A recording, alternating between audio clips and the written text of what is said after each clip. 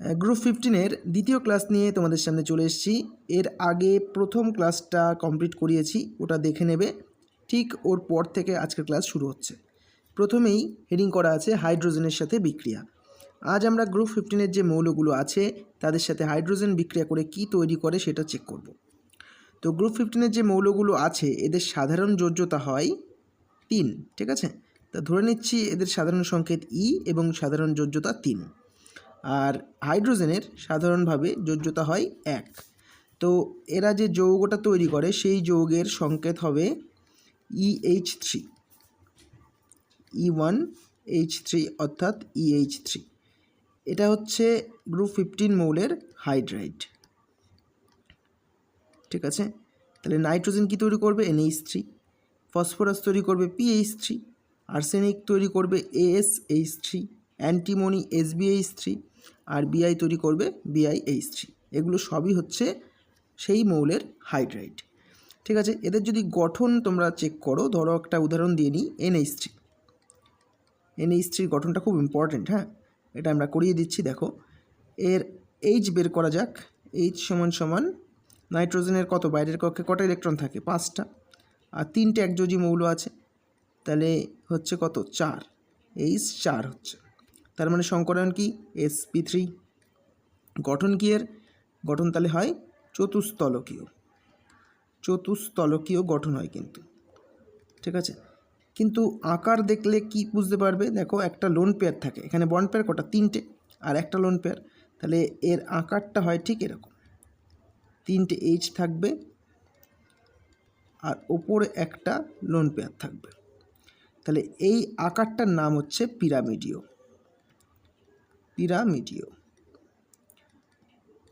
তাহলে প্রশ্ন আসবে NH3-র আকার কি, পিরামিডীয়। NH3-র গঠন কি, চতুস্তলকীয়। আর N এর সংকরায়ন sp3, ঠিক আছে। এখানে দেখো লেখা আছে, এটা একটু দেখে নেবে। চলো পরের পয়েন্ট দেখে নিই। এবার আমরা এই যে হাইড্রাইডগুলো করলাম, এই হাইড্রাইডগুলোর বন্ধন কোণ সম্পর্কে জানব। গ্রুপ 16-এও আমরা পড়িয়েছিলাম। আমরা দুটো হাইড্রাইডকে নিয়ে নিচ্ছি, একটা নিচ্ছি NH3, এদের গঠন আমরা আগেই দেখালাম, NH3 ঠিক এরকম হয়। আর PH3, তার পরের হাইড্রাইডটা নিয়ে নিচ্ছি PH3, এটা দেখতে ঠিক একই রকম হবে, শুধু নাইট্রোজেনের জায়গায় ফসফরাস থাকবে। তো এদের আকার বৃদ্ধির সাথে সাথে যত গ্রুপের ওপর থেকে নিচের দিকে যাওয়া যায় তত আকার বেড়ে যায়। আর আকার বেড়ে গেলে তড়িৎ ঋণাত্মকতা কী হয়, হ্রাস পায়। মানে নাইট্রোজেনের থেকে ফসফরাসের তড়িৎ ঋণাত্মকতা কম, তার থেকেও আর্সেনিকের কম। এর ফলে কি হয়, এই যে NH বন্ডটা রয়েছে এর যে বন্ধন জোর, এটা নাইট্রোজেনের দিকে সরে থাকে, কারণ নাইট্রোজেনের তড়িৎ ঋণাত্মকতা বেশি। তাহলে এই বন্ডটার ক্ষেত্রেও নাইট্রোজেনের দিকে সরে থাকবে, এই বন্ডটার ক্ষেত্রেও নাইট্রোজেনের দিকে সরে থাকবে।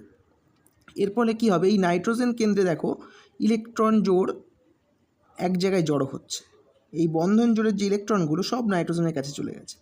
এর ফলে কি হয়, এর বিকর্ষণটা বন্ধন জোড় যে বিকর্ষণ সেটা কি হয়ে যায়, বেশি হয়ে যায়, ঠিক আছে। এটা কিন্তু বন্ধন জোড় বিকর্ষণ বন্ডের জন্য। এই বিকর্ষণ বেশি হওয়ার জন্য এরা দূরে চলে যেতে চায়। এরা দূরে চলে গেলে এই মাঝের বন্ড অ্যাঙ্গেলটা কিন্তু বেড়ে যায়।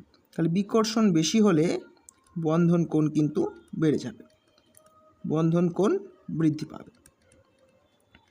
আচ্ছা, এবার আমরা PH3 কথাটা ভাবি।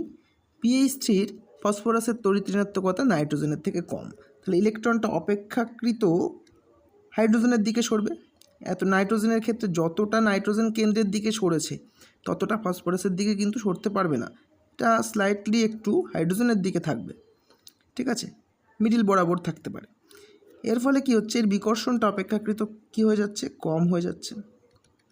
এই বিকর্ষণটা কম হয়ে যাচ্ছে, আর এই বিকর্ষণ কম হলে কি হবে, বন্ধন কোণ কমে যাবে। এই HP আর H এর মধ্যে যে বন্ধন কোণটা তৈরি হয়েছে, এই বন্ধন কোণটা কি হচ্ছে, কমে যাচ্ছে, বন্ধন কোণ কম হয়ে যাচ্ছে, ঠিক আছে। তাহলে আমরা কি বুঝলাম, যত গ্রুপের ওপর থেকে নিচের দিকে যাওয়া যাবে তত তড়িৎ ঋণাত্মকতা হ্রাস পেতে থাকবে, আর তড়িৎ ঋণাত্মকতা হ্রাস পেতে থাকলে বিকর্ষণ কম হবে, আর বিকর্ষণ কম হলে বন্ধন কোণও কম হবে। দেখো তাহলে এইখানে সুন্দরভাবে কারণটা লেখা আছে, ভালো করে এই জিনিসটা পড়বে। তাহলে গ্রুপের ওপর থেকে নিচের দিকে গেলে বন্ধন কোণ কী হয়, ধীরে ধীরে হ্রাস পায়। ওই জন্যে অ্যামোনিয়ার থেকে PH3-র বন্ধন কোণ কমে গেছে, এবং যত গ্রুপের নিচের দিকে গেছে ততই কিন্তু বন্ধন কোণ ধীরে ধীরে কমে গেছে। তাহলে বন্ধন কোণ সবচেয়ে বেশি কার? NH3। এর বন্ধন কোণটা মনে রাখবে প্রায় 107 ডিগ্রি হয়, ঠিক আছে, 107 ডিগ্রি। আচ্ছা, তারপরে ধীরে ধীরে কমতে থাকে এবং সবচেয়ে কম কার? সবচেয়ে কম হচ্ছে বিসমাথের যে হাইড্রাইড রয়েছে সেটার, এর বন্ধন কোণ সবচেয়ে কম। আশা করছি পুরো ব্যাপারটা বুঝতে পেরেছ। এবার আমরা ক্ষারকীয়তার ক্রম সম্পর্কে পড়ব। দেখো, ক্ষারকীয় চরিত্র এদের হাইড্রাইডের কীভাবে ব্যাখ্যা করতে হবে। এই যে অ্যামোনিয়া রয়েছে NH3, এই পরমাণুর এখানের কেন্দ্রীয় পরমাণু হচ্ছে N, ঠিক আছে। এখানে লোন পেয়ার আছে। এই লোন পেয়ারের ইলেকট্রন যে দ্রুত দান করতে পারবে যে সেই কিন্তু সবচেয়ে ভালো ক্ষারক। দান করতে পারলে সে ক্ষারক হিসাবে গণ্য হবে। যে যত ভালো দান করতে পারবে সে তত ভালো ক্ষারক। এবার যত গ্রুপের ওপর থেকে নিচের দিকে যাওয়া যায় তত ইলেকট্রন ঘনত্ব, এই যে কেন্দ্রীয় পরমাণুর ইলেকট্রন ঘনত্বটা হ্রাস পায়। কারণ কি? নাইট্রোজেনের থেকে ফসফরাসের আকারটা কিন্তু বড় হয়ে যাচ্ছে, কিন্তু সেই ইলেকট্রনের পরিমাণটা কিন্তু একই থাকছে। এখানেও একটা লোন পেয়ার আছে, এখানেও একটা লোন পেয়ারই থাকছে। তাহলে বড় আকারে ইলেকট্রনের সংখ্যা একই থাকছে। তাহলে কি হচ্ছে? ইলেকট্রন ঘনত্ব কি হচ্ছে? হ্রাস পাচ্ছে। ইলেকট্রন ঘনত্ব হ্রাস পাচ্ছে। তাহলে গ্রুপের ওপর থেকে নিচের দিকে গেলে কেন্দ্রীয় পরমাণুর ওপর ইলেকট্রন ঘনত্বটা ধীরে ধীরে হ্রাস পাচ্ছে। আর এই ইলেকট্রন ঘনত্ব হ্রাস পেলে ইলেকট্রন জোড় দান করার ক্ষমতাও কিন্তু ধীরে ধীরে কমে যাচ্ছে। এই যে বলেছি দান করতে পারলে ক্ষারক হবে সে, তাহলে যত গ্রুপের ওপর থেকে নিচের দিকে যাওয়া যাচ্ছে ততই দান করার প্রবণতাটা কি হচ্ছে? হ্রাস পাচ্ছে, কারণ ইলেকট্রন ঘনত্বই হ্রাস পাচ্ছে। তাহলে লিখে দিচ্ছি, ঘনত্ব হ্রাস পেলে দান করার প্রবণতাও হ্রাস পায়। আর এই দান করার প্রবণতা যদি হ্রাস পায় তাহলে কিন্তু তার ক্ষারকীয়তাও কমতে থাকবে, ঠিক আছে, ক্ষারকীয়তাও কমতে থাকবে। তাহলে সবচেয়ে ভালো ক্ষারককে এখানে NH3, আর সবচেয়ে দুর্বল ক্ষারককে তাহলে BiH3, ঠিক আছে, বুঝতে পেরেছ? তাহলে চলো পরের পয়েন্টটা এবার দেখে নেই ধীরে ধীরে। এবার দেখো, বন্ধন দৈর্ঘ্যের ক্রম লিখেছে, যত গ্রুপের উপর থেকে নিচের দিকে যাব তত কেন্দ্রীয় পরমাণুর আকার বৃদ্ধি পাবে, ঠিক আছে, কেন্দ্রীয় পরমাণুর আকার বৃদ্ধি পাবে। আর এই কেন্দ্রীয় পরমাণুর আকার বৃদ্ধি পেলেই কিন্তু বন্ধন দৈর্ঘ্যও বৃদ্ধি পায়। বন্ধন দৈর্ঘ্যও বৃদ্ধি পায়। তাহলে NH3 থেকে PH3-র বন্ধন দৈর্ঘ্য বেশি, আর্সেনিকের হাইড্রাইডের বন্ধন দৈর্ঘ্য তার থেকেও বেশি, এবং বিসমাথের সবচেয়ে বেশি, ঠিক আছে, বুঝতে পেরেছ? যত আকার বৃদ্ধি পাবে তত বন্ধন দৈর্ঘ্য বেড়ে যাবে। আচ্ছা, এই বন্ধন দৈর্ঘ্য বৃদ্ধি পেলে কিন্তু তার শক্তি, বন্ধনের যে শক্তি সেটা হ্রাস পায়। বন্ধন শক্তি বা বন্ধন বিয়োজন শক্তি বলতে পারো, বন্ধন বিয়োজন শক্তি হ্রাস পায়। যার বন্ধন দৈর্ঘ্য যত বেশি তার বন্ধন বিয়োজন শক্তি ততই কম। বন্ধন বিয়োজন শক্তি ততই কী হয়ে যাবে? কম হয়ে যাবে। তাহলে বন্ধন বিয়োজন শক্তির ক্রম লিখতে গেলে তার ঠিক উল্টো ক্রম লিখতে হবে। NH3-র বন্ধন বিয়োজন শক্তি সবচেয়ে বেশি, আর BiH3-র বন্ধন বিয়োজন শক্তি সবচেয়ে কম। এই বন্ধন বিয়োজন শক্তির উপর নির্ভর করে অনেকগুলো পয়েন্ট কিন্তু তৈরি হয়েছে। যেরকম এর পরের পয়েন্টেই আছে তাপীয় স্থায়িত্ব। যার বন্ধন বিয়োজন শক্তি বেশি হয় তার কিন্তু তাপীয় স্থায়িত্বও বেশি হয়। সে বেশিক্ষণ তাপের প্রভাবে স্থায়ী থাকতে পারে, কারণ তার বন্ধন শক্তিটাই বেশি, সেই বন্ডটা ভাঙতে অনেক শক্তি লাগবে। তাই জন্য যার বন্ধন বিয়োজন শক্তি বেশি তার তাপীয় স্থায়িত্বও বেশি। তাহলে তাপীয় স্থায়িত্বের অর্ডারটা কিন্তু বন্ধন বিয়োজন শক্তির অর্ডারের একদম সেম হবে। সবচেয়ে বেশি হবে NH3-র আর সবচেয়ে কম হবে BiH3-র। আচ্ছা, নেক্সট পয়েন্ট, বন্ধন বিয়োজন শক্তি যত বেশি হবে, আমি এখানে লিখে দিচ্ছি, বন্ধন বিয়োজন শক্তি যত বেশি হবে তার বিজারণ ধর্ম কিন্তু তত কম হবে। বিজারণ ধর্ম তত কম হবে, ঠিক আছে।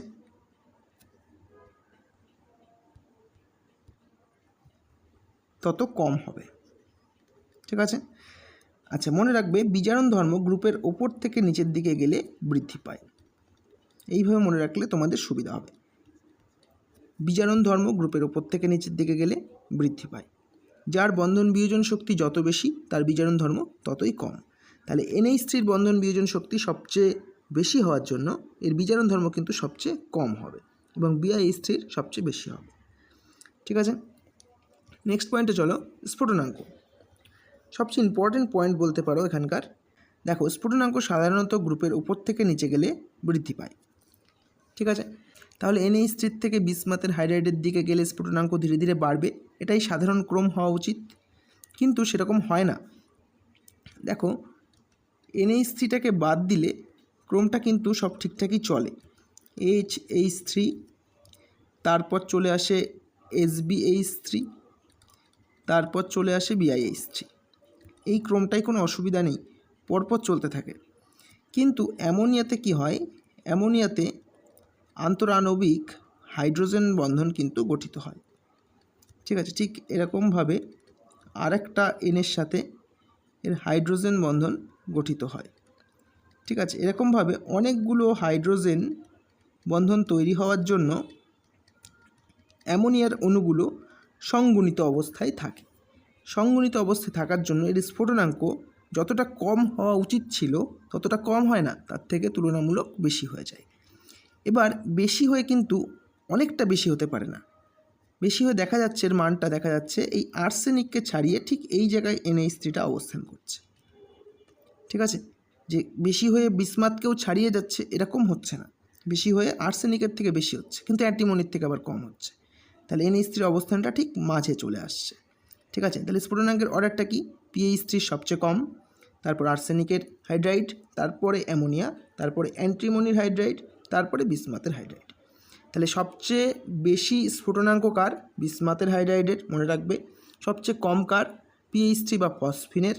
আর আরেকটা কথা মনে রাখবে, PH3 থেকে কিন্তু NH3 স্ফুটনাঙ্ক বেশি, কারণ এটাই কিন্তু ব্যতিক্রমী বিষয়, এখান থেকে কিন্তু প্রশ্ন আসবে। ফসফিন অপেক্ষা অ্যামোনিয়ার স্ফুটনাঙ্ক কিন্তু বেশি হয়। ঠিক আছে। এর কারণ কি? NH3 নিজের অণুর মধ্যে আন্তরাণবিক হাইড্রোজেন বন্ধন গঠন করে, এর জন্যই কিন্তু স্ফুটনাঙ্ক তুলনামূলক ওর বেশি হয়ে যাচ্ছে, কিন্তু সব থেকে বেশি হতে পারছে না। ঠিক আছে। চলো পরের পয়েন্ট দেখে নিই। এর পরের পয়েন্ট দেখো, NH3 জলের অণুর সাথেও কিন্তু হাইড্রোজেন বন্ধন বানায়, এই জন্য NH3 জলে দ্রাব্য হয়। কিন্তু অন্যান্য যে হাইড্রাইডগুলো আছে সেগুলো তড়িৎ ঋণাত্মকতা কম হওয়ায় তারা হাইড্রোজেন বন্ধন তৈরি করতে পারে না, এই জন্য তারা কিন্তু জলে অদ্রাব্য। তাহলে মনে রাখবে এই গ্রুপে শুধুমাত্র অ্যামোনিয়া যে কিন্তু জলে দ্রাব্য হয়। ঠিক আছে। অন্যগুলো দ্রাব্য হয় না। চলো নেক্সট পয়েন্ট দেখে নিই। এবার আমাদের পড়তে হবে হ্যালোজেনের সাথে বিক্রিয়া। দেখো, হ্যালোজেনের সাথে দুই ধরনের হ্যালাইড তৈরি হয়। একটা হচ্ছে ট্রাইহ্যালাইড। ঠিক আছে। ট্রাইহ্যালাইড সবচেয়ে ভালো উদাহরণ তোমরা বুঝতে পারবে PCl3। ঠিক আছে, যেখানে 3টে হ্যালোজেন গ্রুপ থাকে। আর একটা হচ্ছে পেন্টাহ্যালাইড। পেন্টাহ্যালাইড যেখানে 5টা হ্যালোজেন গ্রুপ থাকে। তাহলে পেন্টাহ্যালাইডের উদাহরণ কি? PCl5। দুটো উদাহরণ একই পরমাণু দিয়ে আমি দিলাম। ফসফরাসের PCl3, ফসফরাসেরই PCl5। এটা ট্রাইহ্যালাইড, পেন্টাহ্যালাইড দুটোই তৈরি হয়। ঠিক আছে। এখানে তোমাদের মনে রাখতে হবে নাইট্রোজেন। নাইট্রোজেন শুধুমাত্র কিন্তু ট্রাইহ্যালাইড তৈরি করতে পারে, শুধুমাত্র ট্রাইহ্যালাইড তৈরি করতে পারে। আর সঙ্গে বিসমাথের কথাটাও মনে রাখবে, বিসমাথ আর নাইট্রোজেন এরাই শুধু ট্রাইহ্যালাইড তৈরি করতে পারবে, এরা পেন্টাহ্যালাইড তৈরি করতে কিন্তু পারে না। তাহলে পেন্টাহ্যালাইড কারা কারা তৈরি করতে পারে? ফসফরাস, আর্সেনিক আর অ্যান্টিমনি, এরা তিনজন কিন্তু পেন্টাহ্যালাইড তৈরি করতে পারে। পেন্টাহ্যালাইডও তৈরি করতে পারে, সঙ্গে ট্রাইহ্যালাইডও তৈরি করতে পারে। দুই রকম হ্যালাইডই এরা তৈরি করতে সক্ষম। ঠিক আছে, মনে রাখবে। কিন্তু বিসমাথ আর নাইট্রোজেন শুধু ট্রাইহ্যালাইড তৈরি করে।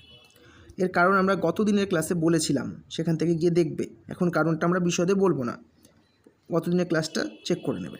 চলো নেক্সট পয়েন্ট দেখে নিই। দেখো, ট্রাইহ্যালাইডগুলোর গঠন সম্পর্কে আমরা একটু দেখব। একটা ট্রাইহ্যালাইডের উদাহরণ নিয়ে নিই, PCl3। এটাই পরীক্ষাতে বারবার দেয়। এর গঠন নিয়ে আমরা আলোচনা করব। দেখো, এর আমরা সংকর কক্ষকের সংখ্যা বের করে নিই। ফসফরাসের বাইরের কক্ষে 5টা ইলেকট্রন থাকে, 3টে একযোজী পরমাণু, তাহলে কত হচ্ছে 4। সংকরায়ন তার মানে কি sp3। বন্ড পেয়ার কতগুলো? বন্ড পেয়ার 3টে। দেখো 3টে সিএল আছে, তাহলে বন্ড পেয়ার 3টে। লোন পেয়ার কতগুলো? 4 থেকে 3 বাদ দেব, কত আসছে 1। তাহলে PCl3 কেমন দেখতে হবে? PCl3 হবে, গঠনটা হবে চতুস্তলকীয়। ঠিক আছে, গঠনটা চতুস্তলকীয়। তাহলে আঁকা যাক পি, এদিকে একটা সিএল, এদিকে একটা সিএল, আর এদিকে একটা সিএল, আর একটা লোন পেয়ার থাকবে। যে আকারটা হচ্ছে সেটার নাম কি? সেটা হচ্ছে পিরামিডীয়। ঠিক NH3 মতো কিন্তু, তাহলে এর আকার কি? পিরামিডীয়। তাহলে মনে রাখবে যে কোনো ট্রাই হ্যালাইডের সংকরায়ন sp3, গঠন চতুস্তলকীয়, আকার পিরামিডীয়। ঠিক আছে, এবার আমরা পেন্টা হ্যালাইডটা দেখব। পেন্টা হ্যালাইডের উদাহরণ নিয়ে নেব আমরা PCl5। ঠিক আছে, PCl5। তাহলে একইভাবে আমরা সংকর কক্ষকের সংখ্যা বের করি। চলো, H কত হবে এখানে? ফসফরাসের 5, আর বাইরের আর একযোজী পরমাণুর সংখ্যাও 5/2 করব, তাহলে কত আসছে? H 5 মানে সংকরায়ন sp3d। আচ্ছা, তারপর বন্ড পেয়ার কতগুলো আছে? বন্ড পেয়ার আছে 5টা। লোন পেয়ার কতগুলো আছে? তাহলে 5 - 5 0। তাহলে এর গঠনটা কি হচ্ছে? এর গঠন হচ্ছে ত্রিকোণীয় দ্বিপিরামিডীয়। ত্রিকোণীয় দ্বিপিরামিডীয়। ঠিক আছে, এটা হচ্ছে PCl5 এর গঠনের নাম। আচ্ছা, আকারটা কি তাহলে একটু দেখা যাক এটা কেমন হয়। PCl5 এরকম দেখতে হয়।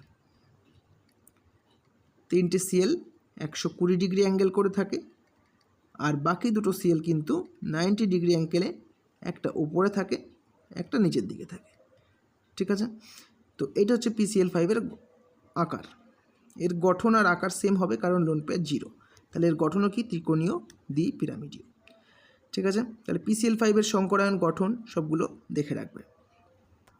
চলো নেক্সট পয়েন্ট দেখে নিই।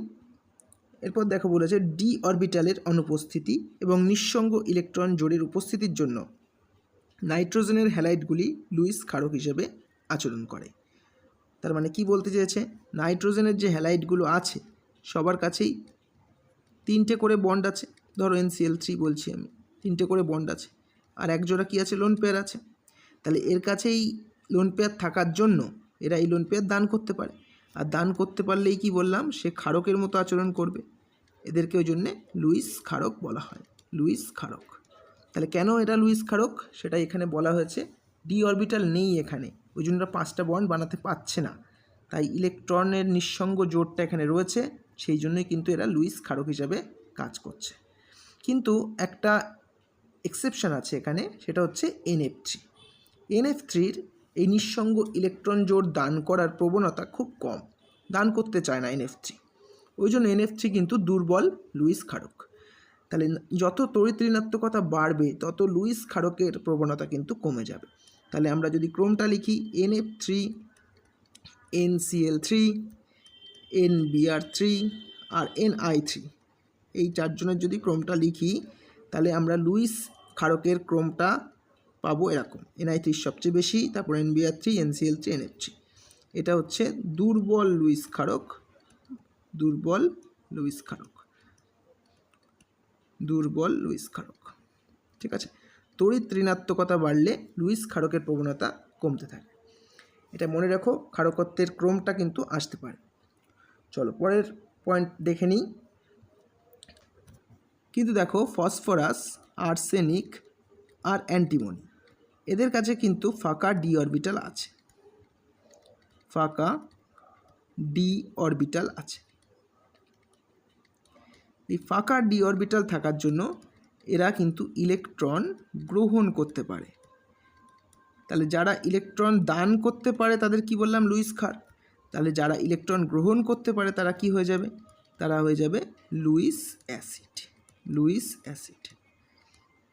তাহলে এখানেও যে হ্যালাইডগুলো তৈরি হবে PF3, PCl3, PBr3, PI3 বা আর্সেনিকের যে কোনো হ্যালাইড, তারা সবাই কিন্তু লুইস অ্যাসিড, কারণ এদের ফাঁকা ডি অরবিটাল আছে। এক্ষেত্রে যত তড়িৎ ঋণাত্মকতা বাড়বে তত কিন্তু সে ভালো লুইস অ্যাসিড হবে। ঠিক আছে, ঠিক উল্টো ক্রমটা হবে, ওটা ক্ষারক ছিল, এটা অ্যাসিড। তাহলে PF3 সবচেয়ে বেশি লুইস অ্যাসিডের মতো আচরণ করে, তারপর PCl3,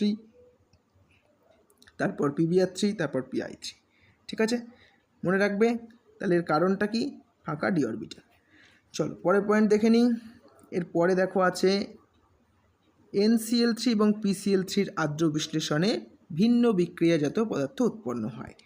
এটা পরীক্ষার জন্য কিন্তু খুব ইম্পর্ট্যান্ট। ঠিক আছে, ভালোভাবে পড়বে এটা। দেখো NCl3 এর নাইট্রোজেনের, আমরা একটু দেখিয়ে নিই। NCl3 যদি দেখি, ঠিক এরকম গঠন হয় NCl3-র। তাহলে এই NCl3 নাইট্রোজেনের কিন্তু কোনো ফাঁকা ডি কক্ষক নেই। ঠিক আছে, কিন্তু Cl এর ফাঁকা ডি কক্ষক আছে। এই জন্য যখনই তুমি এদেরকে আর্দ্র বিশ্লেষণ করবে, মানে এর মধ্যে জল দেবে, তখন জলের অণু নাইট্রোজেন গ্রহণ করতে পারবে না, কারণ ওর কাছে ফাঁকা ডি অরবিটাল নেই। ও দান করতে পারে, ও গ্রহণ করতে পারে না। একটু আগেই আমি বললাম লুইস ক্ষারকের বিষয়টা। কিন্তু ক্লোরিনের কাছে কিন্তু ফাঁকা ডি অরবিটাল আছে, ওই জন্য এই জলের ইলেকট্রন ক্লোরিন গ্রহণ করে। ঠিক আছে, ক্লোরিন গ্রহণ করে আর্দ্র বিশ্লেষিত হয়, হয়ে কী তৈরি করে? এই ক্লোরিনগুলো সব হাইড্রোজেন দিয়ে প্রতিস্থাপিত হয়। তাহলে ক্লোরিনের জায়গায় কি চলে আসবে? হাইড্রোজেন চলে আসছে, NH3। আর এই যে Clগুলো বেরোলো, সেগুলো এই অক্সিজেনের সাথে HOCl বলে একটা যৌগ তৈরি করে, কারণ এখানে একটা H থাকছে, সেই H, এই O আর এই একটা Cl। এরকম যদি 3টে জল দেওয়া হয়, তাহলে 3টে HOCl আর 3টে NH3 তৈরি করে। তাহলে NCl3-র আর্দ্র বিশ্লেষণে কী তৈরি হয় মনে রাখবে? NH3 আর HOCl। ঠিক আছে, মনে থাকবে। এবার ফসফরাসের ক্ষেত্রে দেখে নিই কী হয়। ফসফরাসের ক্ষেত্রে এটা তো PCl3 ধরে নাও, PCl3। এখানে কি হয়? ফসফরাসের তো ফাঁকা ডি অরবিটাল আছে। তাহলে ফসফরাসের ফাঁকা ডি অরবিটাল থাকার জন্য এ কিন্তু ইলেকট্রন ত্যাগ করে না, বরং এ ইলেকট্রন গ্রহণ করতে পারে। ওই জন্য যেই এখানে তুমি জল দিয়ে আর্দ্র বিশ্লেষণ করবে, তখন অক্সিজেনের ইলেকট্রন কিন্তু ক্লোরিনকে গ্রহণ করতে দেবে না, ও নিজেই গ্রহণ করে নেবে ফসফরাস। কারণ কি? কারণ ওর কাছে ফাঁকা ডি অরবিটাল রয়েছে। এটা গ্রহণ করার ফলে এই Clগুলো,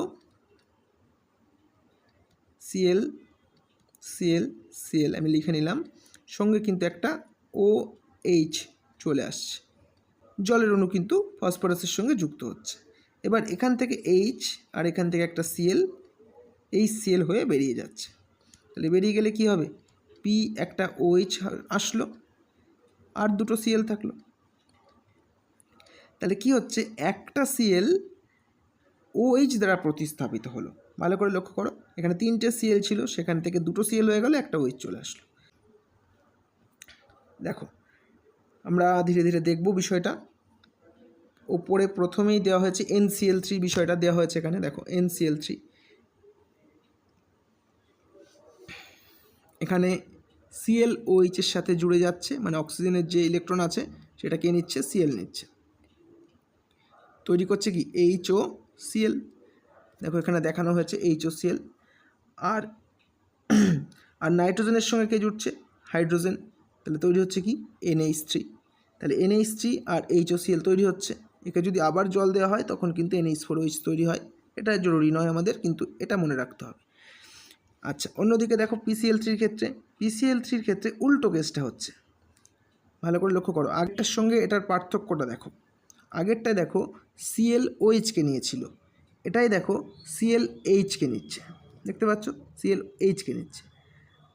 ClH-কে নিয়ে HCl হয়ে বেরিয়ে যাচ্ছে, আর ফসফরাসের সাথে কি প্রবেশ করছে? OH। তাহলে 3টে Cl-কে প্রতিস্থাপিত করলে কি তৈরি হয়ে যাবে? H3PO3।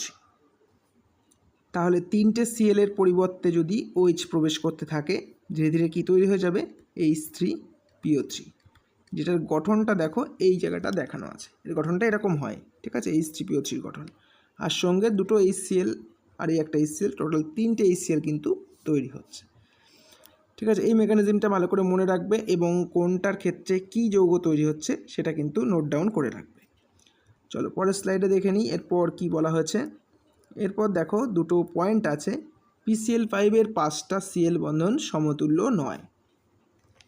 দেখো আমরা একটু আগে দেখেছি PCl5 ত্রিকোণীয় দ্বিপিরামিডীয় হয়, এবং এর গঠন আঁকলে দেখবে ঠিক এরকম হয়।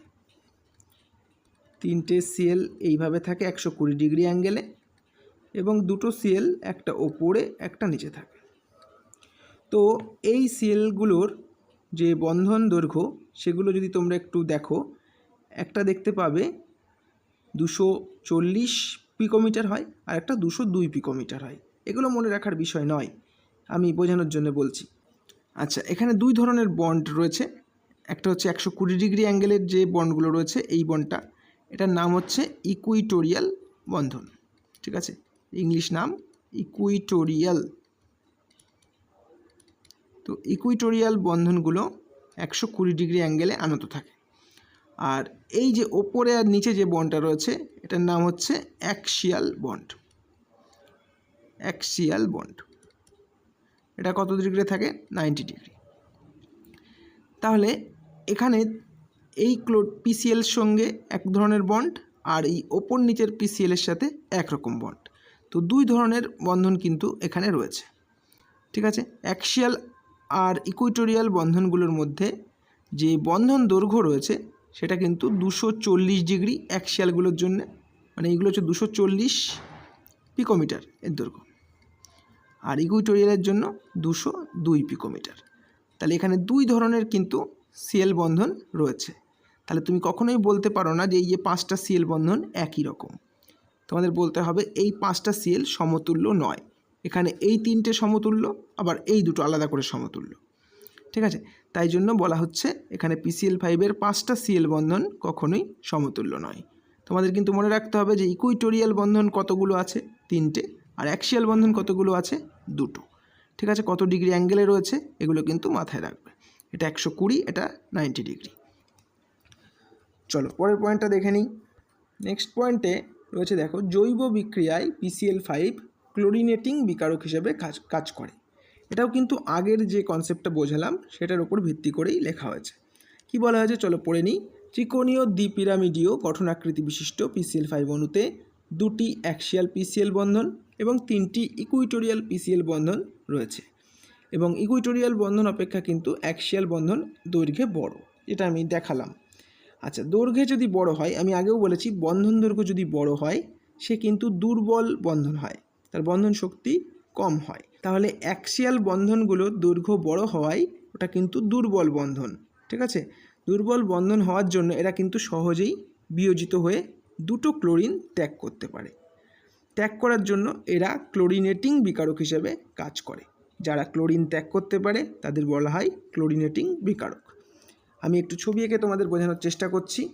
দেখো, ফসফরাসের গঠনটা দেখে বোঝো। এটা আঁকলাম। এই বন্ডগুলোকে কি নাম দেওয়া হয়েছে? এই বন্ডগুলোর নাম হচ্ছে ইকুইটোরিয়াল বন্ধন। আর দুটো অ্যাক্সিয়াল বন্ধন, ওপরে একটা নিচে একটা। তাহলে এগুলোর কি? এগুলোর হচ্ছে দৈর্ঘ্য বড়। কত পিকোমিটার বলেছিলাম? 240। এর দৈর্ঘ্য বড়। তাহলে এই বড় দৈর্ঘ্যের যেটা, দৈর্ঘ্য বড় হওয়ার জন্য এদের শক্তি কম। শক্তি কম হওয়ার জন্য এরা কিন্তু দ্রুত বিয়োজিত হয়। এরা বিয়োজিত হয়। আর ক্লোরিন যদি বিয়োজিত হয় তখন এই PCl5 পুরো যৌগটাকে বলা হয় কি? ক্লোরিনেটিং বিকারক। মানে এরা ক্লোরিন ত্যাগ করছে, তাই এর নাম ক্লোরিনেটিং বিকারক। বুঝতে পেরেছ? তাহলে ক্লোরিনেটিং বিকারক হিসেবে কে কাজ করে? PCl5। ক্লিয়ার? আচ্ছা, এবার আমরা বেশ কিছু প্রশ্ন উত্তর প্র্যাকটিস করব, যেগুলো আজকে পড়ানো হলো। চলো, প্রথম প্রশ্ন কি বলেছে দেখে নিই। প্রথম প্রশ্ন বলেছে, নিচের কোনটির ক্ষারকীয়তা ধর্মের তীব্রতা সবচেয়ে বেশি? কোনটার ক্ষারকীয়তা সবচেয়ে বেশি বলতে হবে। দেখো, এটার উত্তর হবে NH3। আমরা একটু আগেই পড়েছি, আকার ছোট হলে তার ইলেকট্রন ঘনত্ব বেশি হয়। আকার ছোট হলে ইলেকট্রন ঘনত্ব বেশি হয়ে যায়। ইলেকট্রন ঘনত্ব বেশি হলে তার ইলেকট্রন দানের প্রবণতা বাড়ে। ইলেকট্রন দানের প্রবণতা বৃদ্ধি পেলে তার কিন্তু ক্ষারকীয়তাও বেড়ে যায়। ক্ষারকীয়তাও বেড়ে যায়। ঠিক আছে, মনে থাকবে। তাহলে NH3 কিন্তু ক্ষারকীয়তা সবচেয়ে বেশি। সবচেয়ে কম কার? BiH3। আকার যত বড় হতে থাকবে ক্ষারকীয়তা তত কম হতে থাকবে। নেক্সট প্রশ্ন দেখে নিই। নিচের কোনটি আর্দ্র বিশ্লেষিত হয় না। দেখো কোনটা আর্দ্র বিশ্লেষিত হয় না জিজ্ঞেস করেছে। আমরা একটু আগেই দেখেছি যদি কারোর ফাঁকা ডি কক্ষক না থাকে তাহলে সে কিন্তু আর্দ্র বিশ্লেষিত হতে পারে না, কারণ তার জলের অণুর মধ্যে যে অক্সিজেনের নিঃসঙ্গ ইলেকট্রন জোড় আছে সেটা গ্রহণ করার ক্ষমতা থাকে না, তাই জন্য সে আর্দ্র বিশ্লেষিতও হতে পারে না। এখন দেখো ফসফরাস আর ফ্লুরিন, এর মধ্যে ফসফরাসের কিন্তু ডি কক্ষক আছে, ফ্লুরিনের নেই। আর্সেনিকের ফাঁকা ডি কক্ষক আছে, ক্লোরিনেরও আছে, তাহলে এটাও আর্দ্র বিশ্লেষিত হতে পারে, এটাও হতে পারে। অ্যান্টিমনির ফাঁকা ডি কক্ষক আছে, ক্লোরিনেরও ফাঁকা ডি কক্ষক আছে, তাহলে এটাও আর্দ্র বিশ্লেষিত হতে পারে।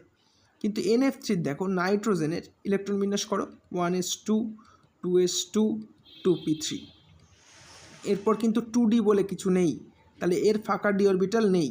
ফ্লুরিনের ইলেকট্রন বিন্যাস করো 1s2 2s2 2p5, তাহলে দেখো এরও কিন্তু ফাঁকা 2d কক্ষক উপস্থিত নেই, তাহলে N-এরও নেই, F-এরও নেই, তাই জন্য কিন্তু এ কখনোই আর্দ্র বিশ্লেষিত হতে পারবে না। তাহলে মনে রাখবে একমাত্র হ্যালাইড NF3 যে কখনোই আর্দ্র বিশ্লেষিত হয় না। ঠিক আছে, তাহলে এ উত্তর, অপশান এ কিন্তু সঠিক উত্তর, এ। ঠিক আছে, পরের প্রশ্ন দেখে নিই। কোশ্চেন নম্বর 3 চেক করব। বিজারণ ধর্মের ক্রম লিখতে বলেছে। বিজারণ ধর্ম সম্পর্কে আমি কি বলেছি, গ্রুপের ওপর থেকে নিচের দিকে গেলে বিজারণ ধর্ম বাড়ে, এটা মনে রেখে উত্তর করবে। তাহলে দেখো গ্রুপের ওপর থেকে নিচের দিকে গেলে কোথায় বাড়ছে, প্রথমটাই দেখো গ্রুপের ওপর থেকে নিচে গেলে কিন্তু বাড়ছে, তাহলে সঠিক উত্তর তো এ দাগ। বি দাগে দেখো অ্যান্টিমনিটাকে আগে নিয়ে চলে এসছে, হবে না। NH3-তে বিসমাথকে আগে নিয়ে চলে এসছে, হবে না। আর এটা তো ফসফরাস দিয়ে শুরু হয়েছে, এটা তো সম্ভবই না, তাহলে সঠিক উত্তর কোনটা, এ দাগ। গ্রুপের ওপর থেকে নিচের দিকে গেলে বিজারণ ধর্ম ধীরে ধীরে বৃদ্ধি পায়, মনে রাখবে। চলো পরের প্রশ্ন দেখব।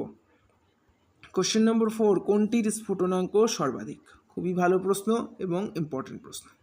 কোনটার স্ফুটনাঙ্ক সর্বাধিক? স্ফুটনাঙ্কের ক্রম আমি একটু আগে লিখিয়ে দিয়েছিলাম। সবচেয়ে কম হয় PH3-র, তারপর হয় আর্সেনিকের হাইড্রাইড, তার মধ্যে চলে আসে অ্যামোনিয়া, তারপর চলে আসে অ্যান্টিমনি, এবং সবথেকে বেশি হয় কার, বিসমাথের হাইড্রাইড। তাহলে স্ফুটনাঙ্কের সর্বাধিক কার, বিসমাথ এর হাইড্রাইড, অপশন নাম্বার ডি সঠিক উত্তর। NH3 আর PH3-র মধ্যে কার বেশি, NH3-র বেশি, এটা মনে রেখো। চলো পরের প্রশ্ন দেখে নিই। কোশ্চেন নম্বর 5 চেক করব। NH3 অণুতে N-এর সংকরায়ন অবস্থা হলো, কত হবে? নাইট্রোজেনের 5, হাইড্রোজেনের 3টে আছে, তাহলে 3 যোগ করলাম 8/2, কত হচ্ছে 4, 4 মানে কি sp3, এই 1 আর 3 4, তাহলে সঠিক উত্তর sp3। গঠন নাম কি, চতুস্তলকীয়, আকার কি হবে, পিরামিডীয়, মনে রাখবে। নেক্সট প্রশ্ন কোশ্চেন নম্বর 6 চেক করব। 6 দাগের কোশ্চেনটাই এখানে PCl3 হবে না, ঠিক আছে, এটা PCl5 হবে। তো চলো এবার প্রশ্নটা পড়া যাক। PCl5 যৌগে ফসফরাসের সংকরায়ন অবস্থা ও যৌগটির আকৃতি হলো। তাহলে ফসফরাসের কত, 5, আর 5টা Cl আছে, আরও 5, তাহলে কত হচ্ছে 10, 2 দিয়ে ভাগ করবে, কত হয় 5, তাহলে 5 মানে কি সংকরায়ন হবে sp3d। দেখো এটা কত হচ্ছে 1 আর 3 4, এটা কত হচ্ছে 1 আর 3 4 আর 2 6, এটা কত হচ্ছে 1 আর 3 4 আর 1 5, তাহলে সঠিক উত্তর কোনটা, সি। এর গঠনের নাম কি, ত্রিকোণীয় দ্বিপিরামিডীয়। ঠিক আছে, গঠন আকার কিন্তু সেম হয় এর, ত্রিকোণীয় দ্বিপিরামিডীয়, সঠিক উত্তর সি দাগ। চলো পরের প্রশ্ন দেখে নিই। কোশ্চেন নম্বর 7 চেক করবো এবার। NH3 PH3 SH3 আর অ্যান্টিমনি হাইড্রাইডের বন্ধন কোণের ক্রমবর্ধমান ক্রম লিখতে হবে। গ্রুপের ওপর থেকে নিচের দিকে গেলে কি বলেছি, বন্ধন কোণ ধীরে ধীরে হ্রাস পায়, তাহলে সবচেয়ে বেশি কার, অ্যামোনিয়ার বন্ধন কোণ সবচেয়ে বেশি। তাহলে অপশানের মধ্যে খোঁজো কোথায় অ্যামোনিয়ার বন্ধন কোণ বেশি আছে, দেখো এ অপশানে আছে, এই অপশানে কিন্তু অ্যামোনিয়ার বেশি এবং গ্রুপের ওপর থেকে নিচে গেলে কমছে। অ্যামোনিয়ার পরে ফসফিন আছে, তারপর আর্সেনিকের হাইড্রাইড, তারপরে অ্যান্টিমনির হাইড্রাইড, সঠিক উত্তর এ দাগ। চলো নেক্সট প্রশ্ন দেখে নিই। কোশ্চেন নম্বর 8 চেক করব। কোনটা দুর্বল ক্ষারক? এর মধ্যে কোনটা দুর্বল ক্ষারক বলতে হবে। দেখো এরা সবাই হচ্ছে লুইস ক্ষারক, মনে রাখবে লুইস ক্ষারক। আমি পড়ানোর সময় বলেছি যার তড়িৎ ঋণাত্মকতা বেশি সে কিন্তু দুর্বল ক্ষারক। তাহলে তড়িৎ ঋণাত্মকতা কার বেশি, আয়োডিন, ফ্লুরিন, ক্লোরিন, ব্রোমিন, এর মধ্যে কিন্তু ফ্লুরিনের তড়িৎ ঋণাত্মকতা বেশি, তাই জন্য এটা কিন্তু দুর্বল ক্ষারকের মধ্যে পড়ছে। দুর্বল লুইস ক্ষারক বা দুর্বল ক্ষারক। সঠিক উত্তর বি অপশান NF3। চলো পরের প্রশ্ন দেখে নিই। কোশ্চেন নম্বর 9, প্রদত্ত কোনটি সবচেয়ে বেশি ক্ষারীয়? দেখো, যার লোন পেয়ার আছে, ইলেকট্রন দান করার প্রবণতা আছে, সেই কিন্তু ক্ষারীয়। বোরনের কাছে কিন্তু কোনো লোন পেয়ার থাকে না, ইলেকট্রনের ঘাটতি থাকে, তাহলে এ ক্ষারীয় না। ঠিক আছে। ফসফিন PH3 এর কাছে ইলেকট্রন লোন পেয়ার আছে, কিন্তু ক্ষারকীয়তা ধর্ম দেখাতে পারে।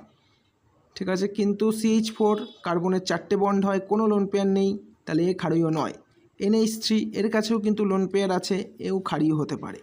তাহলে আমরা বলবো NH3 আর PH3কে নিয়ে, NH3 আর PH3-র মধ্যে কে বেশি ক্ষারীয়? অবশ্যই NH3 বেশি ক্ষারীয়। কারণ কি? এ আকারে ছোট, এর ইলেকট্রন ঘনত্ব কিন্তু বেশি। ইলেকট্রন ঘনত্ব বেশি হলে দান করার প্রবণতা বেশি হয় এবং ক্ষারকীয়তাও বেশি হয়। সঠিক উত্তর NH3। চলো পরের কোশ্চেন দেখে নিই। কোশ্চেন নম্বর 10, নাইট্রোজেনের কোন হ্যালাইডটি আর্দ্র বিশ্লেষিত হয় না? ইম্পর্টেন্ট কোশ্চেন, ভালোভাবে পড়বে। নাইট্রোজেনের কোন হ্যালাইড আর্দ্র বিশ্লেষিত হয় না? একটু আগে পড়লাম NF3 কিন্তু আর্দ্র বিশ্লেষিত হয় না, কারণ নাইট্রোজেন এবং ফ্লোরিন কারোরই কিন্তু ফাঁকা ডি অরবিটাল নেই। ফাঁকা ডি অরবিটাল না থাকলে সে আর্দ্র বিশ্লেষিত হয় না। দেখো, আজকের গুরুত্বপূর্ণ প্রশ্নগুলো আমরা প্র্যাকটিস করালাম, তো এগুলো ভালোভাবে পড়বে, পুরোটা রিভিশন দেবে, তারপর প্রশ্ন উত্তর পড়বে। ঠিক আছে। তো চলো আজকের ক্লাস এখানে শেষ করলাম। ঠিক এরপর থেকে পরের দিনের ক্লাস আমরা শুরু করব। সবাই ভালো থেকো, সুস্থ থেকো। Thank you, by.